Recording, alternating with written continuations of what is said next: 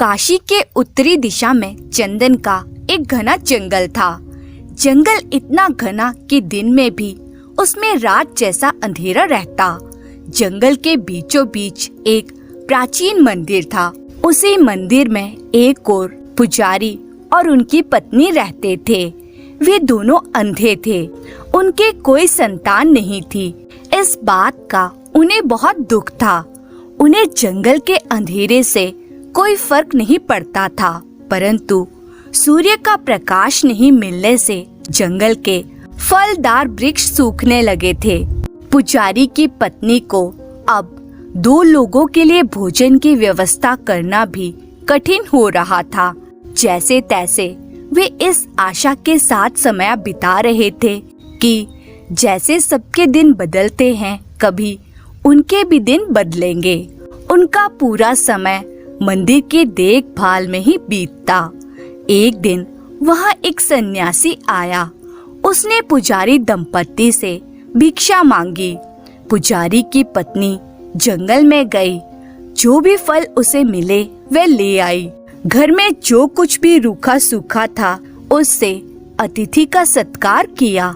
सन्यासी उनकी सेवा से प्रसन्न हुआ और बोला, वत्स, मैं तुम दोनों की सेवा से बहुत प्रसन्न हूँ। तुम्हारी कोई इच्छा हो तो बताओ। अंधे पति पत्नी ने एक साथ कहा, अतिथि देवता, हम दोनों बूढ़े हो रहे हैं। हमारी देख रेख करने वाला कोई नहीं है। हमें संतान की कामना है।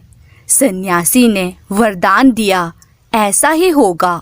आपके यहाँ 9 महीनों बाद एक कन्या का जन्म होगा। ऐसा ही हुआ। 9 महीनों बाद उनके घर में एक कन्या ने जन्म लिया, जिसे पाकर वे दोनों पति पत्नी बहुत खुश हो गए। उन्होंने अपनी बेटी का नाम सोनम रखा। दिन गुजरते गए। धीरे धीरे सोनम बड़ी होने लगी। वे अपने माता पिता को बहुत प्यार करती और उनका पूरा ख्याल रखती। उसे जंगल से होकर एक सौदागर पलंग पोश लेकर जा रहा था। उसे जंगल के दूसरी ओर महल दिखाई दिया। उसे आश्चर्य हुआ कि यह महल कहाँ से आया। इसके पहले तो उसने इस महल को कभी नहीं देखा था। वास्तव में वे राक्षस राजा का माया महल था। वे राजा बहुत क्रूर और दुराचारी था। लोगों को मारता पीटता, जिसकी जो चीज उसे अच्छी लगती उसे छीन लेता। जब लोग रोते चिल्लाते तो वह बहुत खुश होता और जोर जोर से हंसता। उसके महल के आसपास कोई पशु पक्षी तक नहीं आते, क्योंकि वे सबको मारकर खा जाता। चिड़ियों की चहचहाहट सुनकर वह क्रोध से भर जाता। इसीलिए लोग उसे राक्षस राजा कहते थे। अब इसे संयोग ही कहेंगे कि सौदागर सीधे इसी राजमहल में पहुंचा। वहाँ रानी ने जब पलंग पोश देखा तो वह उन्हें बहुत पसंद आया। उन्होंने उसे सौदागर से मुंह मांगे दाम देकर खरीद लिया। रात को जब राजा और रानी उस पर सोए तो उनके आश्चर्य का ठिकाना ना रहा। वे जिस ओर सोते उस ओर कढ़ाई की गई ऋतु का उन्हें वैसा ही आभास होता। रानी की ओर ग्रीष्म ऋतु थी। उन्हें पसीना आ रहा था। राजा की ओर सर्दी का दृश्य था। ठंड के मारे उनके दांत किटकिटाने लगे। उन्हें समझ में आ गया कि यह इस पलंग पोश पर बनाए गए दृश्य का ही कमाल है। जैसे तैसे सवेरा हुआ। राजा ने उस सौदागर को दरबार में लाने का हुक्म दिया, जिससे रानी ने उस पलंग पोश को खरीदा था। राजा के सिपाही सौदागर को खोजने निकल पड़े। अंत में वे सौदागर को राजा के सामने ले आए। सौदागर डरते डरते राजा के सामने आ खड़ा हुआ।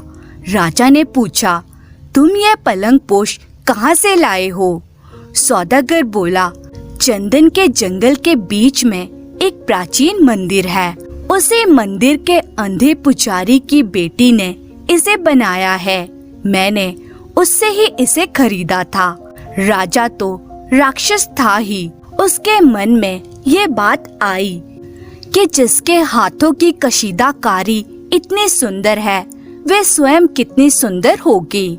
राजा सोचने लगा, मैं तो उसे अपनी रानी बनाऊंगा। उसने सैनिकों को आदेश दिया, तुम्हें पता नहीं कि हमारे राज्य में इतना अच्छा काम करने वाली लड़की रहती है। जाओ उस पुजारी की कन्या को हमारे सामने लेकर आओ। सैनिक जब जंगल के मंदिर में पहुँचे तो सोनम अपने माता पिता को भोजन परोस रही थी। सैनिकों ने सोनम को राजा का आदेश सुनाया और बोले, ए लड़की, झटपट तैयार हो जाओ, राजा ने तुम्हें राजमहल में बुलाया है। सोनम ने पूछा, पर मुझे क्यों बुलाया है? बस कोई सवाल मत करो, जल्दी चलो। सोनम ने कुछ सोचा और उत्तर दिया, मैं अभी अपने माता पिता को भोजन करा रही हूँ। इसके बाद मुझे उनके लिए संध्या के भोजन की व्यवस्था भी करनी है। ये सब करने के बाद ही मैं आप लोगों के साथ चलूंगी। सैनिकों ने उसकी एक न सुनी, वे उसे जबरदस्ती उठाकर ले आए। राजा ने जब सोनम को देखा तो वह उसकी सुंदरता को देखकर मोहित होकर रह गया। उसने तुरंत उसके सामने विवाह का प्रस्ताव रखा। उसका हाथ पकड़कर चूमते हुए बोला, तुम्हारे हाथों में जादू है, तुम्हारी उंगलियां कितनी कोमल हैं, तुम इतनी सुंदर हो, इतनी अच्छी कढ़ाई करती हो, अब तक मुझे तुम्हारे बारे में पता क्यों नहीं चला? मैं तुमसे अभी विवाह करना चाहता हूँ। सोनम निर्भीक और निडर थी। उसने अपना हाथ जोर से छुड़ाते हुए कहा, व्यर्थ की बातें मत करो, मुझे घर जाने दो। मेरे अंधे माता पिता मेरी राह देख रहे होंगे, मुझे घर में बहुत काम है। राजा कहाँ मानने वाला था। उसे तो सुंदर सोनम को अपनी दुल्हन बनाने की धुन सवार थी। उसने सोनम को कैद कर लिया। सोनम बहुत रोई, गिड़गिड़ाई, पर राजा ना माना। राजा की पहली रानी ने अपने पति को समझाने की कोशिश की तो राक्षस राजा को गुस्सा आया। उसने रानी को भी कैद में डाल दिया। राक्षस राजा बार बार सोनम के सामने विवाह का प्रस्ताव रखता और सोनम उसे ठुकरा देती। समय बीतने के साथ ही बंदी बनी सोनम की चिंता बढ़ती जा रही थी। वे अपने माता पिता को याद करके विलाप करने लगी। बार बार कहने सुनने पर भी सोनम ने उस राजा की बात ना मानी। अंत में उस दुराचारी राजा को एक योजना सूझी। उसने बेल बूटे बनाने की पूरी सामग्री सोनम को देते हुए कहा, मुझे बहुत दिन हुए कोई मुर्गा देखे हुए। तुम मेरे लिए 7 दिनों के अंदर ऐसा मुर्गा काट कर दो जो बिल्कुल सजीव लगे। ऐसा कर सको तो तुम आजाद हो जाओगी।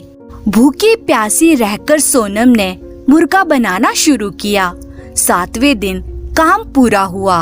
सोनम को अपने माता पिता की याद आ रही थी। इसी सोच में उसके हाथ में सुई चुभ गई। उंगली से खून बहने लगा। खून की एक बूंद मुर्गे की कलगी पर पड़ी तो मुर्गे ने उसे मोती समझकर मुंह में डाला। उसी समय वे सचमुच जीवित होकर इधर उधर उड़ने लगा।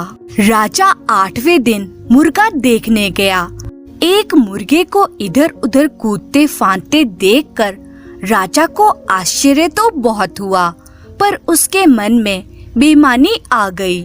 उसने सोचा, यदि मैंने मान लिया कि यह धागे से कढ़ाई करके बनाया गया मुर्गा है, तो यह सुंदर कन्या लौट जाएगी और मुझसे विवाह नहीं करेगी। वह सोनम को अपनी ओर खींचकर बोला, यह मुर्गा तो पहले से ही महल के आसपास घूमता फिरता था। तुम्हारा कशीदेकारी वाला मुर्गा कहाँ है? राजा की बात सुनकर मुर्गे को बहुत गुस्सा आया। वह जोर जोर से बांग देते हुए इधर उधर कूदने लगा। इस पर भी राजा ने सोनम को नहीं छोड़ा तो मुर्गा राजा की दाढ़ी पर झपटा और उसे नोचने लगा। राजा ने सोनम को छोड़ते हुए कहा, अभी तो मैं तुम्हें छोड़ देता हूँ, तुम्हें 1 हफ्ते का समय देता हूँ। इस बीच हमारे लिए जंगल में घूमता नाचता मोर बनाकर दो, तभी तुम्हें छोड़ूंगा, नहीं तो जिंदगी भर तुम्हें यही कैद में रहना होगा। तुम्हारे अंधे माता पिता को भी कैद में डाल दूंगा। बेचारी सोनम फिर से रात दिन लगकर मोर बनाने में जुट गई। 7 दिनों में मोर बन गया। सोनम को अपने माता पिता की याद आई तो आंखों में आंसू बहने लगे। उसके आंसुओं से एक लकीर बनी ही थी कि तभी राक्षस राजा वहां आया। उसने देखा कि सोनम का बनाया हुआ मोर इतना सजीव था कि लग रहा था जैसे वह सचमुच नाच रहा है। इस पर भी राजा का मन नहीं भरा। वह बोला, यह कोई मोर है? यह तो सांप जैसा है। मैंने तुम्हें मोर बनाने को कहा था। अब या तो यहीं बंदी रहो या मुझसे विवाह के लिए हाँ कर दो। सोनम ने जब यह सुना तो आंसुओं से बनी हुई लकीर की ओर देखा। देखते ही देखते वे लकीर सचमुच में सांप में बदल गई। अगले ही क्षण उस सांप ने राक्षस राजा को डस लिया। राक्षस राजा मर गया। राजा के मरते ही लकीर सूख गई और सांप अदृश्य हो गया। कढ़ाई वाला मोर सजीव मोर बनकर सोनम के सामने नाचने लगा। सोनम मोर की सुंदरता और नाच देखकर बहुत खुश हो गई। सोनम ने राजा की पहली रानी को कैद से छुड़ाकर राक्षस राजा का राज्य उन्हें सौंप दिया। रानी ने अपने सैनिकों को आदेश दिया कि सोनम को पूरी हिफाजत के साथ उसके माता पिता के पास छोड़कर आया जाए। सैनिक रानी के आदेश अनुसार सोनम को उसके माता पिता के पास ले गए। सोनम के माता पिता अपनी बेटी को वापस पाकर बहुत खुश हुए। योग्य वर देखकर सोनम के माता पिता ने उसका विवाह कर दिया। सौभाग्य से उन्हें दामाद भी बहुत अच्छा मिला जो उनका अपने माता पिता की ही तरह ख्याल रखता था। इस तरह सोनम के जीवन में आए हुए कष्ट, दुख, दर्द दूर हुए और वह अपने माता पिता और पति के साथ आनंद से जीवन बिताने लगी। धन्यवाद।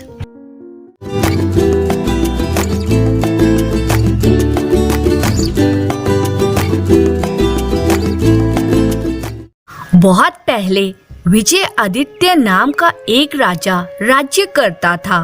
वह शिव का परम भक्त था।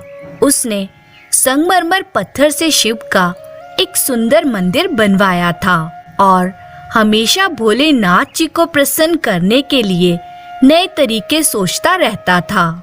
एक दिन राजा ने सोचा, श्रावण का मंगलमय महीना आरंभ हो गया है।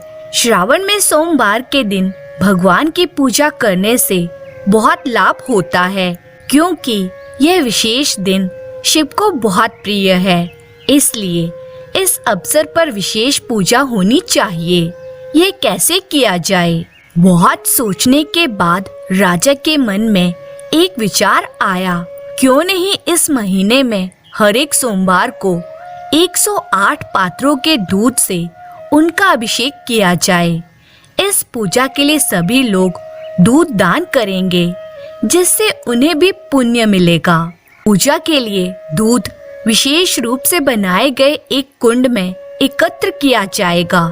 कुछ दिनों के बाद राजा के उद्घोषक ने शहर के चौक पर ढोल बजाकर यह घोषणा की, नगर वासियों, कल श्रावण का पहला सोमवार है और हमारे राजा 1008 पात्रों के दूध से शिव की पूजा करेंगे।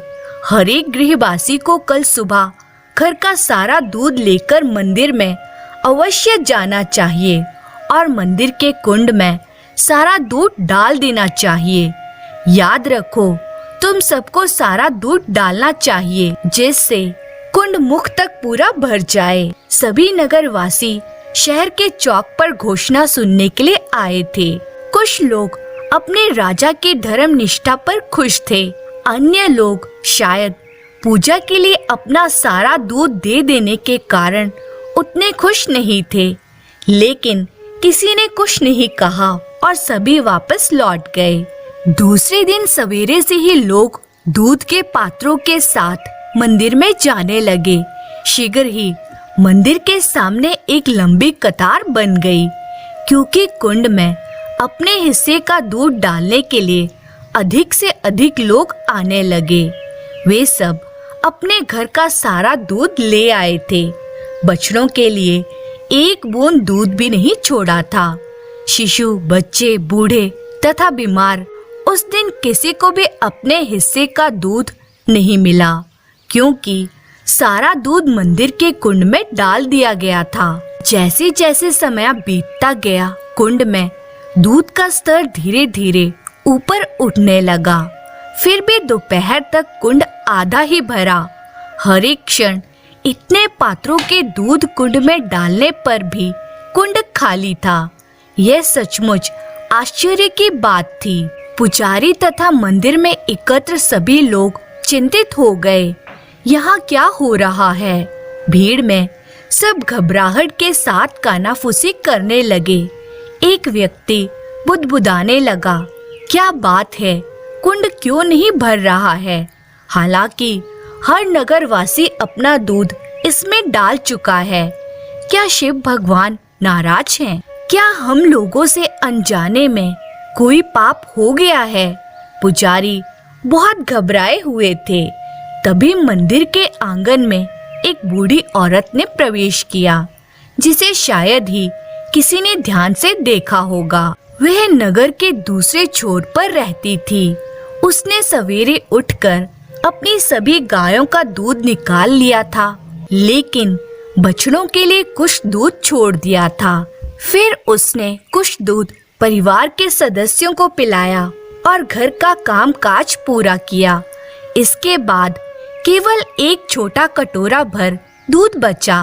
वे उसे लेकर मंदिर में गई और यह प्रार्थना करते हुए दूध को कुंड में डाल दिया, हे करुणा निधान प्रभु, सिर्फ इतना ही आपको अर्पित कर सकती हूँ, लेकिन यह दूध मैं अपनी पूरी भक्ति के साथ समर्पित कर रही हूँ। कृपया मेरी छोटी सी भेंट स्वीकार करें। और देखते ही देखते आधा भरा हुआ कुंड दूध से लबालब भर गया। बूढ़ी औरत जैसे ही विनती भाव से आई थी, वैसे ही चली गई। राजा और पुजारी कुंड को भरा हुआ पाकर फूले ना समाये और विशेष पूजा का कार्य संपन्न किया गया। अगले सोमवार को वैसा ही हुआ। नगर के सभी वासियों ने अपने द्वारा लाया गया दूध कुंड में डाल दिया। फिर भी वह आधा खाली ही रहा और तभी लबालब भरा जब बूढ़ी औरत ने अपने छोटे से कटोरे का दूध उसमें डाला। इस चमत्कार को देखकर सभी चकित थे। राजा ने इस रहस्य की तह तक जाने का निश्चय किया। इसलिए तीसरे सोमवार को राजा सवेरे से ही कुंड के निकट पहरेदार के वेश में खड़ा हो गया और हर घटना पर निगरानी रखने लगा। पहले की ही तरह लोग अपने द्वारा लाया गया दूध अर्पित करने के लिए कुंड के निकट पंक्ति में खड़े होने लगे, लेकिन दूध का स्तर आधे कुंड से ऊपर नहीं उठा। तब बूढ़ी औरत कटोरा भर दूध लेकर आई और ऊंचे स्वर में प्रार्थना करने लगी, हे प्रभु, मैं जितना दूध बचा सकी हूँ वह आपको अर्पित है। मुझे विश्वास है कि आप अपनी असीम कृपा में इसे स्वीकार करेंगे। कृपा करके आशीर्वाद दें, जिससे मुझे अपनी धारणा पर दृढ़ बने रहने की शक्ति प्राप्त हो। तब उसने कुंड में अपना दूध डाल दिया। जैसे ही वे वापस जाने के लिए मुड़ी कि राजा, जो वेश बदलकर निगरानी कर रहा था, यह देखकर चकित रह गया कि कुंड दूध से लबालब भर गया। राजा ने दौड़कर बूढ़ी औरत को रुकने के लिए कहा, डर से कांपती हुई वह बोली, मुझे क्यों रोकते हो? मैंने क्या किया है? राजा ने कहा, डरो मत माँ, मैं राजा हूँ और तुमसे कुछ जानना चाहता हूँ। कितने लोग कुंड में अपना दूध कब से डाल रहे हैं, फिर भी कुंड आधे से ज्यादा नहीं भरा, लेकिन तुमने जैसे ही इसमें छोटा कटोरा भर दूध का डाला, कुंड अचानक लबालब भर गया। क्या आप बता सकती हो कि ऐसा क्यों हुआ? बूढ़ी औरत ने उत्तर दिया, महाराज, मैं एक माँ हूँ और माँ कभी अपने बच्चों को भूखे देखना सह नहीं सकती, इसलिए मैंने आपकी आज्ञा का पालन नहीं किया। गायों से दूध निकालते समय मैंने कुछ दूध बछड़ों के लिए छोड़ दिया और फिर कुछ दूध घर के बच्चों को पिलाया। इसके बाद जो दूध बचा वही पूजा के लिए लाई हूँ। भगवान भी माता के समान हैं, वे नहीं चाहते कि बच्चों को भूखों मारे। स्पष्ट बोलने के लिए क्षमा चाहती हूँ महाराज। आपने लोगों को पूजा के लिए घर का सारा दूध लाने का आदेश दिया और बछड़ों, बच्चों, बूढ़ों तथा बीमारों के लिए कुछ भी बचाने के लिए नहीं कहा। प्रजा दुखी थी, लेकिन आपकी आज्ञा का उल्लंघन नहीं कर सकी। उन्होंने दूध अर्पण तो किया, किंतु स्वेच्छा से नहीं। भगवान को यह पसंद नहीं आया और आपके अर्पण को अस्वीकार करके उन्होंने अपना असंतोष प्रकट किया। राजा बूढ़ी माँ की बात सुनकर विचारों में खो गया और सोचने लगा, राजा को भी अपनी प्रजा के लिए माता के समान ही होना चाहिए, जो अपनी प्रजा के स्वास्थ्य और सुख का ध्यान रखे। लेकिन मैं अपनी पूजा के लिए उन्हें दूध देने पर मजबूर करके महापाप कर रहा था। फिर भगवान भोलेनाथ हम पर कैसे प्रसन्न रहते। शर्म से राजा का सिर झुक गया। राजा बूढ़ी औरत से बोला, मैं आपका शुक्रगुजार हूँ माँ, आपने हमारी आंखें खोलकर हमें सच्ची भक्ति का मार्ग दिखाया है। तुरंत राजा ने घोषणा करवाई कि आने वाले सोमवार के दिन लोगों को उतना ही दूध लाना है जो बछड़ों, बच्चों, बूढ़ों तथा बीमारों को पिलाने के बाद बच जाए। अगले सोमवार को भी, जो श्रावण का अंतिम सोमवार था, मंदिर पर सवेरे से ही लंबी कतार थी। लोग उतना ही दूध लाए थे जो बचा सके थे। राजा ने भी उतना ही दूध डाला जो महल के बछड़ों, बच्चों तथा अन्य लोगों से बच पाया था। परिणाम आश्चर्यजनक था। कुंड सुबह में ही भर गया था। राजा अब प्रसन्न था और बूढ़ी औरत का इंतजार कर रहा था। जब बूढ़ी माँ आई और उसने अपने हिस्से का दूध उस कुंड में डाल दिया, तब राजा उसे मंदिर में ले गया और दोनों ने एक साथ पूजा की। राजा बोला, धन्यवाद माता, भगवान सचमुच आपकी भक्ति से आखिर प्रसन्न हो गए और हम सब भी भगवान को खुश कर पाए। आपका बहुत बहुत धन्यवाद। तो दोस्तों, इस कहानी से हमें यह सीख मिलती है कि भगवान भक्त की भक्तिपूर्ण भावना को देखते हैं, ना कि उसके द्वारा चढ़ाए गए चढ़ावे को। श्रद्धा से चढ़ाया गया एक फूल भी भगवान को प्रसन्न कर देता है।